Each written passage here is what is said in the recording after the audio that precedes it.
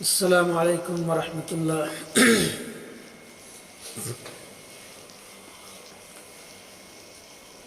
حاضرین جمعہ،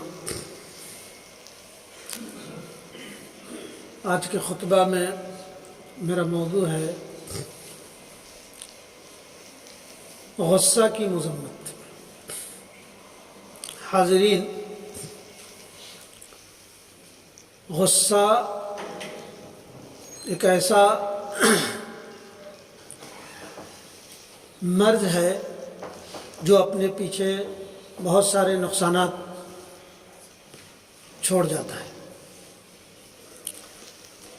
غصہ غیر معمولی اشتعال کی بنیاد پہ آتا ہے، جو غیظ اور غضب سے ہے، اور جسے انگریزی میں اینگر کہتے ہیں۔ حاضرین، قرآن و حدیث میں اس کی سخت مذمت آئی ہے اور بلا وجہ غصہ سے بچنے کی بارہا تلقین آئی ہے۔ حاضرین، اللہ تبارک و تعالیٰ نے قرآن مجید میں بیشتر جگہوں پہ اس تعلق سے آیات کا نزول فرمایا ہے۔ سورہ اعراف کی آیت نمبر 199 سے 201 تک میں ہے، خذ العفو وأمر بالمعروف وأعرض عن الجاهلين وإما ينزغنك من الشيطان نزغ فاستعذ بالله إنه سميع عليم۔ ان الذين اتخذوا اذا مسهم طائف من الشيطان تذكروا فاذا هم مبصرون۔ یہ سورہ اعراف کی 3 آیتیں ہیں، جس میں اللہ تبارک و تعالی فرما رہا ہے کہ آپ درگزر کو اختیار کریں، نیک کام کی تعلیم دیں اور جاہلوں سے کنارہ کش ہو جائیں، اور اگر آپ کو کوئی وسوسہ شیطان کی طرف سے آنے لگے تو اللہ کی پناہ مانگ لیا کیجیے، بلا شبہ وہ خوب جاننے والا اور خوب سننے والا ہے۔ یقیناً جو لوگ خدا ترس ہیں، جب ان کو کوئی خطرہ شیطان کی طرف سے آ جاتا ہے تو وہ یاد میں لگ جاتے ہیں، سو یکایک ان کی آنکھیں کھل جاتی ہیں۔ غصہ کے وقت بھی یکایک خدا ترس لوگ جو ہیں ان کی آنکھیں کھل جاتی ہیں اور شیطان کے دھوکے سے بچ جاتا ہے۔ بعض دفعہ بعض لوگوں کی بدزبانی اور بدسلوکی سے غصہ آ جاتا ہے، جس سے شر و فساد پھیل جاتا ہے، کیونکہ غصہ شیطان کے ورغلانے اور بھڑکانے سے ہوتا ہے۔ رسول اللہ صلی اللہ علیہ وسلم نے فرمایا، ان الغضب من الشیطان وان الشیطان خلق من النار وانما تطفأ النار بالماء فإذا غضب أحدكم فليتوضأ۔ یہ ابو داؤد کی روایت ہے کہ غصہ شیطان سے ہے اور شیطان آگ سے پیدا کیا گیا ہے اور آگ کو پانی بجھاتا ہے، تو جس کو غصہ آئے تو اس کو چاہیے کہ وضو کر لے۔ شیطان کی پیدائش آگ سے ہے اور شیطان ہی کی بھڑکانے کی وجہ سے غصہ آتا ہے، لہذا جس کو غصہ آئے تو اسے چاہیے کہ وضو کر لے۔ اور دوسری آگے اور بھی طریقہ کار بتائے گئے۔ ابو سعید خدری رضی اللہ عنہ سے روایت ہے کہ رسول اللہ صلی اللہ علیہ وسلم نے عصر کی نماز کے بعد صحابہ کرام کو کھڑے ہو کر چند نصیحتیں فرمائیں، جن میں سے ایک یہ بھی تھی کہ آدم کے بیٹوں کی کئی طبقوں میں آدم کے بیٹوں کے کئی طبقوں میں پیدا کیے گئے ہیں، جن میں سے کوئی ایسا ہے جن کو غصہ دیر میں آتا ہے اور سکون جلد ہو جاتا ہے، اور کسی کو غصہ بھی جلد آتا ہے اور دور بھی جلد ہوتا ہے، تو ان دونوں میں ایک بات کی اصلاح دوسری بات سے ہو جاتی ہے۔ اور کوئی ایسا بھی ہے کہ اس کو غصہ جلد آتا ہے اور دفع دیر سے ہوتا ہے۔ تو یاد رکھو، ان میں سب سے اچھا وہ ہے جس کو غصہ دیر میں آئے اور جلد دور ہو جائے، اور ان میں سب سے برا وہ ہے جس کو غصہ جلد آتا ہے اور دور بہت دیر سے آتا ہے۔ غصہ ابن آدم کے دل کی ایک چنگاری ہے جس کے شعلے بھڑکتے ہیں، دیکھتے نہیں کہ ان کی آنکھیں لال ہو جاتی ہیں اور ان کی رگیں پھول جاتی ہیں۔ تو جس کو اپنے غصے کا احساس ہو اسے چاہیے کہ زمین سے لگ جائے۔ حکمت بتایا گیا ہے کہ کھڑے ہیں تو بیٹھ جائیں، بیٹھے ہیں تو لیٹ جائیں، اس سے غصہ میں کمی واقع ہوگی۔ اور پچھلے حدیث میں بتایا گیا کہ وضو کریں۔ حاضرین، ایک صحابی رضی اللہ عنہ نے نبی اکرم صلی اللہ علیہ وسلم سے استفسار فرمایا، کہا کہ اے نبی کریم صلی اللہ علیہ وسلم مجھے کچھ نصیحتیں فرمائی۔ آپ نے فرمایا لا تغضب لا تغضب لا تغضب، 3 بار کہا کہ غصہ نہ کیا کرو، غصہ نہ کیا کرو۔ آپ نے کئی دفعہ یہ لفظ فرمایا۔ وہ صاحب کہتے ہیں کہ میں نے دل میں غور کیا تو معلوم ہوا کہ الغضب یجمع الشر کلہ، کہ حقیقت یہ ہے کہ غصہ تمام برائیوں کی جڑ ہے۔ امام بخاری کی روایت ہے۔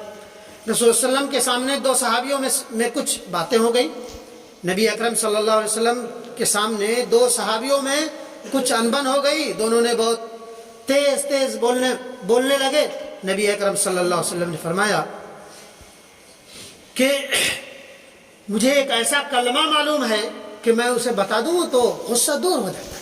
فرمایا اعوذ باللہ من الشیطان الرجیم، کہ جب غصہ آئے تو اعوذ باللہ من الشیطان الرجیم پڑھو کہ میں رب کریم کی پناہ میں آتا ہوں، اس کی پناہ چاہتا ہوں شیطان رجیم سے، یعنی شیطان رجیم کے بہکاوے ہی سے غصہ ہے تو اللہ کہ اعوذ باللہ، میں اللہ کے نام کے ذریعہ شیطان کے شر و فساد سے پناہ چاہتا ہوں اللہ کی۔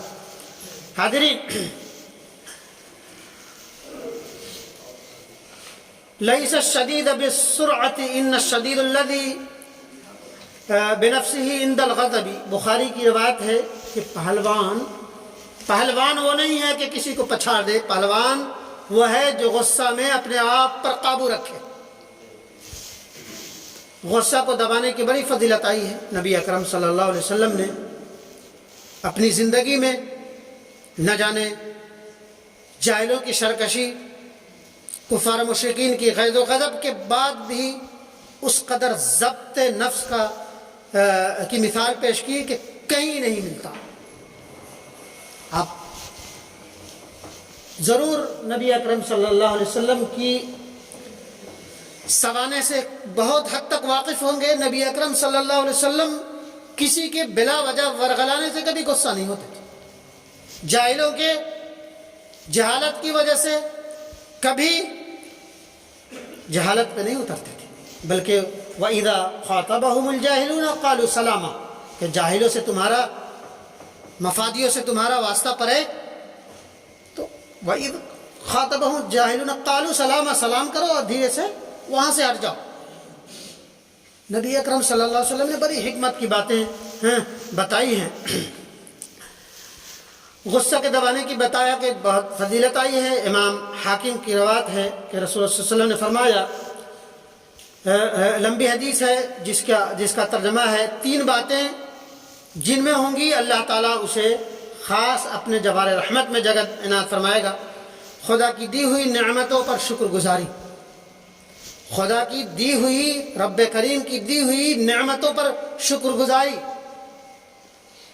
شکر کرنا کہ جو شکر ادا کرتا ہے تو ہم اسے مزید دیتے ہیں۔ لَإِن شَكَرْتُمْ لَأَزِيدَنَّكُمْ، کہ جو ہماری شکر گزاری کرتا ہے اسے مزید دیتے ہیں، اور جو ناشکری کرتا ہے تو دی ہوئی چیزیں بھی چھین لیتے ہیں۔ حاضرین، جب غصہ فرمایا کہ خدا کی دی ہوئی نعمتوں پر شکر گزاری، جب بدلہ لینے کی طاقت ہو تب اسے معاف کر دینا، یہ بھی اچھے مومن کی علامت ہے۔ خدا کی دی معاف کر دینا، اور جب غصہ آئے تو خاموش اور سست پڑ جانا۔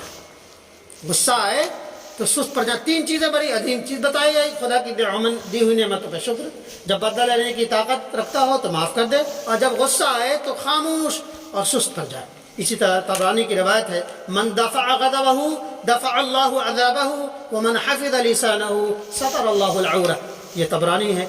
جس نے غصہ کو روک لیا اللہ اسے اپنے عذاب ہٹا لیا، اور جس نے اپنی زبان کی حفاظت کر لی خدا اس کے عیبوں کو چھپا دے گا۔ ابو داؤد، ترمذی اس کے راوی ہیں امام ابو داؤد اور ترمذی نے اپنی کتاب سنن ترمذی اور سنن ابو داؤد میں اس کو ذکر کیا ہے۔ قدرت کے باوجود، طاقت کے باوجود معاف کرنے والے کو رب تمام مخلوق کے سامنے بلائے گا۔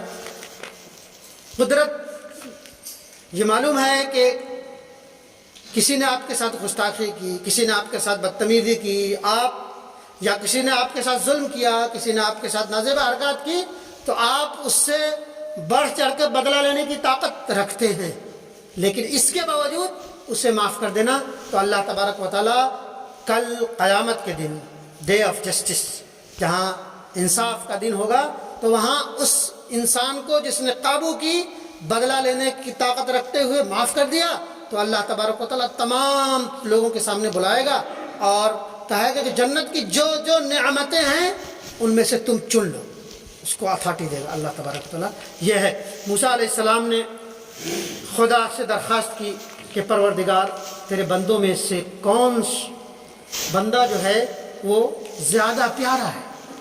نبی اکرم صلی اللہ علیہ وسلم سے پوچھا گیا، حضرت موسیٰ علیہ السلام نے اپنے رب سے استدعا کی، پوچھا، درخواست کی کہ تمہارے بندوں میں سب سے پیارا تمہارے نزدیک کون سا ہے؟ تو وہی فرمایا کہ جو قابو ہو کر، جو قدرت پا کر معاف کر دے وہ سب سے اچھا ہے۔ ان الغضب یفسد الایمان کما یفسد العسل، کہ فرمایا کہ غصہ ایمان کی طرح، غصہ ایمان کو اس طرح خراب کر دیتا ہے، غصہ ایمان کو اس طرح خراب کر دیتا ہے جیسے ایلوا، ایک کوئی شے ہے جس کی وجہ سے شہد جو شیریں چیز ہے اس کو خراب کر دیتا ہے۔ غصہ ایمان کو اسی طرح خراب کر دیتا ہے جیسے شہد کو، ہنی کو، مدھو کو، ایک ایلوا نام کا ایک شے ہے جو برباد کر دیتا ہے، اتنی مٹھاس کو برباد کر دیتا ہے، وہی غصہ ہے کی مثال دی نبی اکرم صلی اللہ علیہ وسلم نے۔ اور